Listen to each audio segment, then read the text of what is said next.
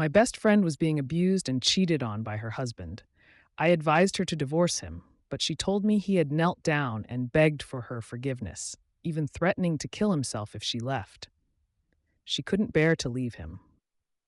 Then one night, after another drunken episode, her husband grabbed her by the hair and slammed her head against the door. I tried to intervene, but he threw me down the stairs, leaving me in a vegetative state. When the police arrived, my friend and her husband had their story straight. They claimed I had accidentally fallen. And just like that, my life was over. But to my surprise, when I opened my eyes again, I found myself back on the day my friend first came to me in tears. I don't know what force brought me back. Maybe it was God. But this time, I was determined to use this second chance to get revenge on those who had wronged me. My friend came to stay at my place with her daughter. She was crying, telling me how her husband had hit her the night before. June, you have no idea. Yesterday, Seth slapped me across the face. He looked so terrifying. How did he change so much after we got married? Angie, my best friend, was sitting across from me, wiping her tears and snot. We had been best friends since high school, supporting each other for 15 years. I had witnessed every major event in her life. When Angie told me that Seth had slapped her, I was furious. What? He hit you? Domestic violence only happens once before it happens 1,000 times. You can't forgive him so easily. Let's go to the hospital and get your injuries documented. If you decide to divorce him, this will be evidence. Angie looked away, clearly uncomfortable. June, I know. I can't forgive him easily, but I don't want Meredith to grow up without a father. And he apologized this morning, even got down on his knees and begged for my forgiveness. He said he'd kill himself if I didn't forgive him. I just can't bear it. I didn't say anything more. I didn't understand, but I chose to respect her decision. But Seth's violence only escalated. One night, I got a frantic call from Angie's daughter, Meredith. Godmother, my dad is going to kill my mom. He's going to hit me too. Please come save us. I quickly got dressed and rushed to Angie's house, calling the police on the way. When I arrived at Angie's house, I saw her sitting weakly on the floor while Seth was furiously slamming her head against the door. I was about to intervene when Seth turned to me with a menacing look. Perfect timing, he sneered. Angie says you've been encouraging her to divorce me and even helping her find a lawyer.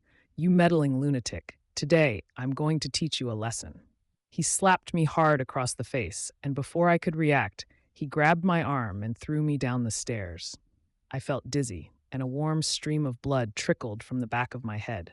Angie, terrified, covered her mouth and then frantically told Seth. June said on the phone that she already called the police. They'll be here any minute. We need to delete the surveillance footage in the hallway and say she fell by herself. It has nothing to do with you. I couldn't believe what I was hearing, but my consciousness was fading and the smell of blood was overwhelming. Angie and Seth were busy covering their tracks, completely ignoring me. Meredith ran over and knelt beside me, holding her phone. I looked at her and struggled to speak. Meredith, call 911. Godmother is not going to make it. Meredith hesitated for a moment, then shook her head and ran back home, closing the door behind her. I lay there in the cold hallway, feeling my life slip away. In my final moments, I heard Angie's cold voice. June, don't blame me for being ruthless. Blame yourself for meddling. If there's a next life, let's be good friends again.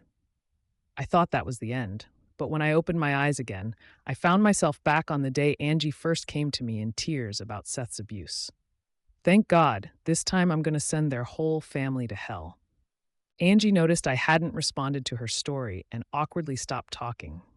She wiped her tears with a tissue and, choking up, asked, June, do you think I should divorce Seth for treating me like this? I snapped out of my thoughts and pretended to be surprised. I held her hand and sincerely said, Don't say that. Your husband was so good to you before. He only acted out because he was drunk. Besides, if you hadn't provoked him, he wouldn't have hit you. If he didn't love you, he wouldn't have hit you. Angie was stunned, clearly not expecting me to say that. She looked both surprised and a bit resentful. But hitting me is wrong. If I don't teach him a lesson, what if he hits me again? I smirked inwardly. What else can you do? Just let him beat you to death. In our past life, when I told you not to forgive him so easily, you kept saying he was pitiful, that he had knelt down and apologized, and you couldn't bear to hurt him. Some people aren't asleep. They're just pretending. I stayed silent, maintaining a calm demeanor. Seeing this, Angie dropped the act and angrily called out to her daughter, who was playing in the other room. Meredith, stop playing. We're going home. I pretended not to know anything and got up to see them out. Before leaving, Meredith looked longingly at the Lego set she was holding. Angie casually said, "Pick one you like and take it home to play with." I couldn't help but find it amusing how she treated my home like her own. In our past life, because I never married and loved children, I treated Meredith like my own daughter. When Angie was pregnant, I, as the godmother, had already prepared all the baby clothes. Even after Meredith grew up and often stayed at my place, I always had snacks and treats ready for her. Meredith would sweetly call me godmother, and Angie would often joke, "June, you never got married or had kids. I might as well give Meredith to you as your daughter." She always talks about how much she loves her godmother, making me, her real mom, jealous. But when I was lying there, begging Meredith to call for help, her indifferent expression was just like her heartless parents. If the grudges between adults have nothing to do with children, then why did Meredith, whom I treated like my own child, show no affection for me, her godmother? Thinking of this, I snatched the Lego set from Meredith's hands and gently but firmly said, "These are gifts for my company's employees. If you want one, maybe next time." Angie looked annoyed but didn't say anything, forcing a smile. At the elevator, Angie scolded her daughter. "You always want to come to your godmother's place, saying how good she is to you. Now you see, this unmarried old woman is so fake. I told you, her kindness is all an act. She wouldn't even give you a Lego set. See if you still think she's so great." Meredith wiped her tears and hung her head in silence. I quietly watched the footage on my phone, realizing how blind I had been in my past life to consider Angie my best friend. If it weren't for the elevator's audio surveillance capturing this scene, I wouldn't have known that all these years she had been scheming against me with such malice. For the next couple of weeks, Angie didn't come to me every day, crying about being abused like she did in our past life. I thought this peaceful period might last a bit longer, but then Angie discovered that Seth was cheating on her. She called me, both furious and frantic, sounding like she was about to burst through the phone. "June, Seth is cheating on me. I found lipstick in his pocket, and the receipt was still there. And do you know who he's cheating with?" Before I could respond, Angie continued with a sharp, hateful tone. "It's that Jen from your company. I knew she was trouble the moment I saw her. She dresses so provocatively. I knew she was no good." I couldn't listen to any more and interrupted her. "Angie, I have a meeting now. Let's talk after work, okay?" After hanging up, I looked out of my office at Jen, who was delivering some documents to a colleague. I remembered how, in our past life, Angie had told me the same story about Seth and Jen.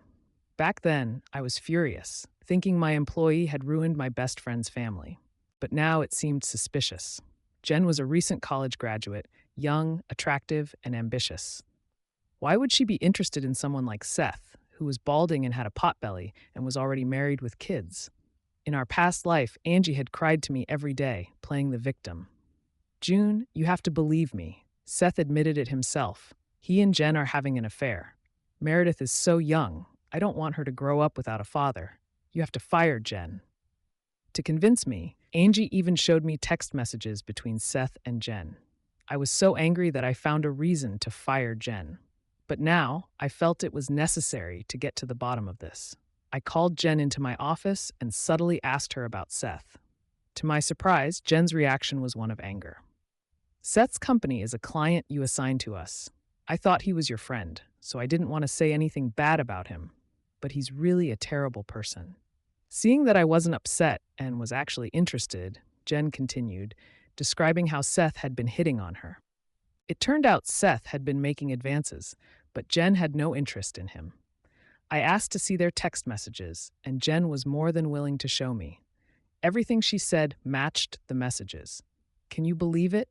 A married man with kids, trying to pursue me, saying he has lots of money to spend on me. Does he think I'm some naive girl who can be easily bought? For some reason, Jen's words made me think of Angie. I had never understood why Angie, a bright young woman with a degree from a prestigious university, would fall for someone like Seth. Angie always said Seth treated her exceptionally well, and she would never find anyone better. But now, Jen's words made it clear. Angie had been that naive girl, easily bought. Watching Jen's indignant expression, I couldn't help but ask, Seth didn't do anything to you, did he? If he did, I'll help you report him. Jen shook her head, both grateful and proud. He just harassed me verbally. He didn't dare do anything more. I practice Brazilian jiu-jitsu. If he tried anything, I'd make him regret it. I clapped my hands. Good for you. To show my appreciation, I had the finance department give Jen a bonus of $5,000 and promoted her. Jen, let everyone know that once this project with Seth's company is over, we won't be working with them anymore. Jen looked surprised. But I heard Seth's wife is your best friend. Won't she be upset? I closed my laptop and smiled. Best friend? Not anymore. Jen, you should know you can't share a bed with two different people. That evening, I was woken up by a loud knocking on my door. Angie, reeking of alcohol, was crying outside. I reluctantly let her in to avoid disturbing the neighbors. As soon as she stepped inside, she clung to me, sobbing. June, you're the only one who cares about me. Seth is cheating on me with that slut from your company. You have to help me. I pried her hands off me and went to get her a glass of cold water. Calm down first. Do you have any proof that Seth is cheating with Jen? Angie, looking almost amused, showed me the text messages on her phone. I glanced at them and calmly said, "Send these to me. I'll have a professional look at them." Angie bristled like a cat. What do you mean by that? Are you saying I faked these messages to frame her? I looked at Angie thoughtfully, trying to see if she was lying. But the messages seemed genuine. There was only one possibility. Seth was using Jen as a scapegoat to cover up something bigger. I needed to investigate this thoroughly. Seeing Angie's angry expression, I shrugged innocently. But Jen is young, beautiful, and highly educated. Why would she be interested in your husband? Angie looked shocked and incredulous. In our past life, I had always stood by her side, no matter what happened. But now, I was clear-headed and rational. Maybe the pure, youthful friendship we had once shared had lost its luster. Seeing her so distressed, I decided to push her further. But your husband is rich and generous. He probably attracts a lot of young women. The real problem is you. You stay home with the kids all day, don't take care of yourself, and let your body go. If I were a man, I wouldn't be interested either. Angie was completely taken aback. In our past life, she had always tried to brainwash me into thinking that women needed to get married and have children. I had never judged her appearance or how she had let herself go. But now, I realized she had always seen me, an unmarried woman, as a pitiful figure. Yet, I looked much younger than her because I was financially independent, exercised regularly, and didn't have to ask my husband for money or argue over household chores. In our past life, she had often said that unmarried women led sad lives and had tried to set me up on dates. But now I wanted her to see that the truly pitiful one was her. Angie looked lost. What should I do? I want to take care of myself, but Seth won't hire a nanny. I have to do all the housework and take care of the kids. If he won't hire one, then you pay for it yourself, I said. I sat at my computer, smiling and sipping my coffee. Angie, seeing how happy I was, leaned over to see what I was doing. I quickly closed my laptop and placed it on the coffee table, standing up and stretching casually. You should take a moment to collect yourself. I'm going to the bathroom, I said. As soon as I left, Angie sneakily opened my laptop and started moving the mouse, checking my screen. Sitting on the toilet, I watched the live feed from the living room on my phone. Knowing Angie, she would be very tempted by the profits in my stock trading account. Sure enough, when I came back, Angie subtly asked if I was still trading stocks and how much I was making. I sighed dramatically. There's no money to be made now. The stock market is terrible. I'm telling you, don't even think about making money from stocks. Small investors always get burned. Angie nodded, but I saw a flash of jealousy in her eyes. The next day at work, I asked Jen to help me get a real estate agent to come to my house. That afternoon, Angie and her daughter were coming over to visit. When Angie saw the real estate agent, she looked surprised. June, is something wrong with your company? Why are you selling your house? I waved her off. I'll explain later. I need to take a call. I went to the hallway and made a call. Lily, I've already filled your order. Once I sell the house, I'll be able to add another 1,000 shares. I have insider information. It's a sure thing. When I came back, Angie looked restless, trying to ask about the stocks several times, but I kept changing the subject. Finally, she couldn't sit still any longer and left in a hurry with Meredith. Watching Angie leave, I thought about our past life. Back then, I had tried to persuade Angie not to give up her career and to have a backup plan. But she accused me of being jealous of her happy marriage and trying to trick her into becoming a career woman. We both studied securities investment in college. After graduation, I interned at my uncle's securities company, while Angie joined one of the top investment banks in the country. But after marrying Seth, she quit her job to become a full-time housewife. Her married life wasn't as perfect as she had imagined. It was a mess. Now, she was desperate to make money and prove her worth, which made her prone to extreme actions. But that's exactly what I wanted. Angie, don't let me down. 4 months later, the stock market crashed, making headlines. I leisurely sunned myself and posted a status on social media, visible only to Angie. Lost everything. I'm ruined. A few days later, the owner of a secondhand store I knew well sent me a message. June, is something wrong with your friend's family? She brought a lot of bags to sell, including some limited edition ones you posted about before. She didn't even haggle over the price, seemed desperate for money.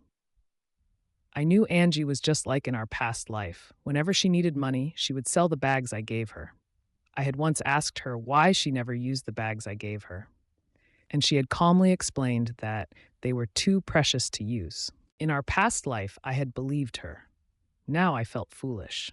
The store owner sent me a few voice messages. Some of the bags she brought are fake. I told her, but she didn't believe me, insisting they were gifts from her husband. She made a huge scene. This was interesting. Seth's company had been doing well financially, so why was he giving her fake bags? After the first time Seth hit Angie, he always gave her a Hermes bag as an apology. The monetary compensation was more appealing to Angie than his kneeling apologies. Now that she knew the bags were fake, she must be losing her mind. Thinking about Seth using Jen as a scapegoat, I had a bold guess. It meant he felt completely secure in this marriage. I was curious to see what surprises were in store. After returning home, Angie had a huge fight with Seth. This time, after being beaten, she didn't receive any apologies. She packed her bags and said she was coming to stay with me. But I was enjoying a vacation in the Maldives and declined. On the phone, Angie was sobbing. June, Seth is a bastard. He gave me fake bags. When I confronted him, he hit me. I want a divorce. I can't take it anymore. It was the same story every time, and I was tired of hearing it, but I pretended to be sympathetic. No way, Seth is so rich. Why would he do that? There must be more to this. Angie immediately became suspicious. What do you mean? It's hard to explain over the phone. I'm out of town on business. I can't come back right now. I have a friend who runs a law firm. I'll give you his contact information. You should consult him. After hanging up, I sipped my cold drink, basking in the sun. This time, Seth couldn't accuse me of being a crazy woman ruining his family. He had messed with his foolish wife's prized possessions. Not long after, my lawyer friend called with detailed information. My guess was right. They had investigated Seth's assets and found that he had transferred almost everything to his company and other partners, leaving only the house Angie and her daughter lived in. Recently, Angie had mortgaged the house to cover her stock market losses, which was why Seth had beaten her. No wonder she said she was homeless. In our past life, I thought Angie stayed in the abusive marriage because she couldn't bear to leave. But now I realized she just couldn't bear to lose Seth's money. In other words, she could tolerate anything Seth did as long as he didn't touch her money. But if he transferred assets and spent what should have been hers on other women and children, Angie would go crazy. Following my instructions, my lawyer friend suggested to Angie that if the police could gather evidence of Seth's illegal activities, they might be able to recover the assets he had transferred. But this would mean Seth would go to prison. In our past life, Angie had blamed me for ruining her life by calling the police. Now, if she lost the money she valued most, what would she do? At this point, she was filled with hatred for Seth. I married him right after graduation. I gave him all my youth. He's a bastard, a con artist. He was planning this from the start. Everything was a lie. When Seth found out his wife had reported him, he went berserk. In the middle of the night, I got a call from Meredith. The sound of things being smashed and hysterical shouting filled the line. Meredith's voice trembled. "Godmother, my dad is going to kill my mom. Please come save us." I remembered a similar call in our past life, which had led to my death. I forced myself to stay calm. "I'm out of town on business. I can't come back. Call the police right away." Meredith was stunned, but I hung up without hesitation. I didn't know what awaited me if I went back, but this time I wouldn't meddle. If Angie died, it would be her fate. Angie was lucky. The police arrived in time and saved her. Having narrowly escaped death, Angie was determined not to let Seth off the hook. She posted a video of Seth beating her online, causing a huge uproar. "I want public pressure on the court to convict Seth of assault, and with his illegal business activities, I hope he rots in prison." Angie's eyes were filled with hatred, scaring Meredith into sobbing. But Angie, like a madwoman, took out her anger on her daughter, hitting and scolding her. "If you knew how to sweet talk, your bastard father wouldn't have had a son with another woman. All you do is cry. What's the use of crying? Didn't I tell you that if crying doesn't get you what you want, then shut up?" Meredith wiped her tears and ran out. I wanted to chase after her, but Angie grabbed me, full of disdain. "Don't bother with her. With everything going on at home, she still has the nerve to throw a tantrum. She's spoiled." I knew what Angie was angry about. She had once confidently told me that you could tell if a man loved you by where he spent his money. Even though Seth had a bad temper and hit her, he would buy her bags the next day to apologize. She was content with his love. But now, it was all for nothing. How could she not be angry? Angie probably never imagined that after 12 years of marriage, she would end up with nothing and a mountain of debt. I knew exactly why Angie was so angry. She had always told me that you could tell if a man loved you by where he spent his money. Even though Seth had a bad temper and hit her, he would buy her expensive bags the next day to apologize. She was content with that. But now, after 12 years of marriage, she had nothing to show for it and was deep in debt. How could she not be furious? The next day, I got a call from a high school classmate inviting me to a reunion. In our past life, Angie and I never went to these because our high school memories weren't pleasant. We were the only two girls in our class who were ostracized. Unlike me, who was isolated from the moment I transferred, Angie became an outcast after befriending me. That's why I valued our friendship so much in our past life. On my first day at the new school, Angie had approached me and offered her friendship. When I was falsely accused of stealing in the dorm, she stood up for me and testified on my behalf. To this day, I still don't understand why she changed so much. Was she always pretending, or did she truly change? I needed to find out. When I arrived at the reunion, the class president was surprised to see me. Contrary to my expectations, everyone was warm and welcoming. Even the girl who had accused me of stealing came over to toast me. "June, you haven't come to any reunions all these years. Is it because of what happened back then?" I didn't deny it. I wanted to hear the full story. "We did judge you unfairly. You wore all those brand name clothes, but we knew you came from a poor family, so we assumed they were fake. And Lisa's bracelet was found under your pillow, so we thought you stole it." I was baffled. "Why did you think I was poor?" Lisa chimed in. "On your first day, you filled out a family information form. Angie, the class monitor, read it out loud to us, but by graduation, we found out your family was actually wealthy and had even funded the expansion of our school library. So, it couldn't have been you who stole the bracelet." I'm sorry, June. I couldn't help but laugh at the absurdity of it all. But I still looked seriously at my former dorm mates. "I always said I didn't steal that bracelet, but you judged me just because you thought I was poor. And that family information form, I never filled one out. Why did Angie read it to you?" Lisa and the others looked confused. I decided to confront Angie directly and get to the bottom of this. But before I could, Angie called me. "June, can you lend me 2 million yuan? The The court is coming to seize our house. Meredith and I will be homeless. You have to help us. Help? Why should I help? I decided to confront her about high school. Angie sounded both guilty and angry. June, we've been best friends for over 10 years. How can you believe them over me? I laughed at the irony. Angie, stop pretending. I'm not lending you a cent. Our friendship is over. Angie, enraged, shouted, You're just as insufferable as you were in high school, always looking down on others because of your wealth. You deserve to be ostracized. I was the only one kind enough to be your friend. You did steal that bracelet, and you faked that family information form, didn't you? Angie didn't deny it, and I laughed even harder. I thought this would be a big blow to you, but it seems I wasn't harsh enough. You deserve everything that's happening to you. I hung up, feeling more at peace than ever. From now on, my life would be free of Angie and her daughter, even if they ended up on the streets. But I underestimated Angie's shamelessness. After I blocked her, she started calling me from different numbers every day, bombarding my phone. I couldn't answer any unknown calls. One afternoon during a meeting, I felt uneasy, like something bad was about to happen. Sure enough, I got a call from the property management office. June, someone is threatening to jump from your building. You need to come back immediately.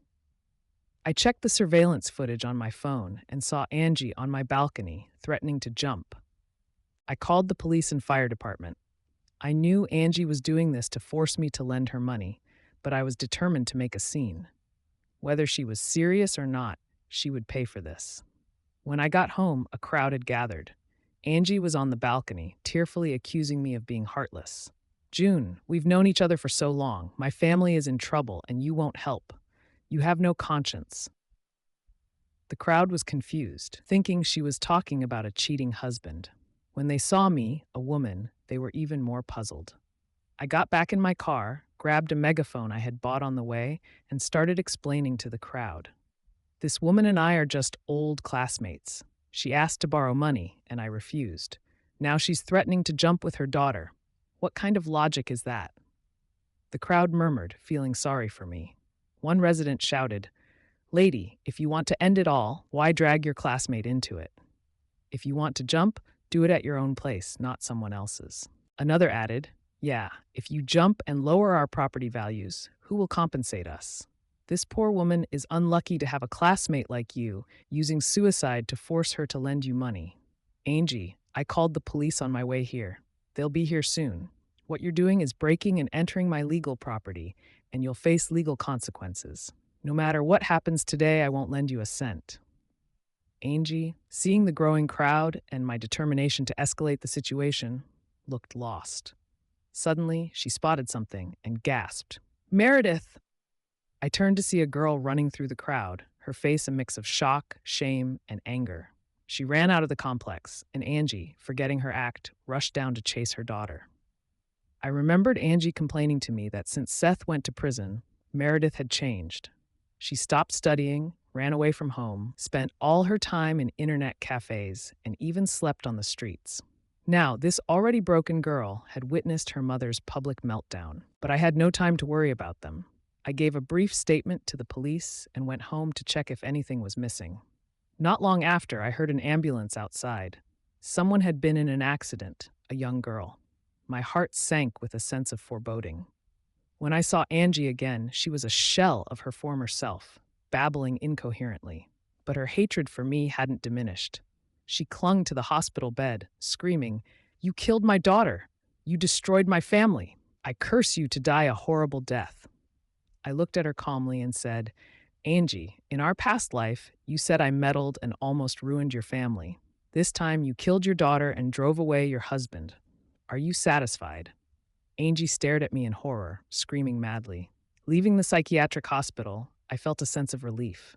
The misplaced trust and the debts owed had all been settled. I often wondered if the outcome would have been the same in our past life if I hadn't interfered with Angie's choices. From now on, I wouldn't bear anyone else's burdens. I would live my life for myself.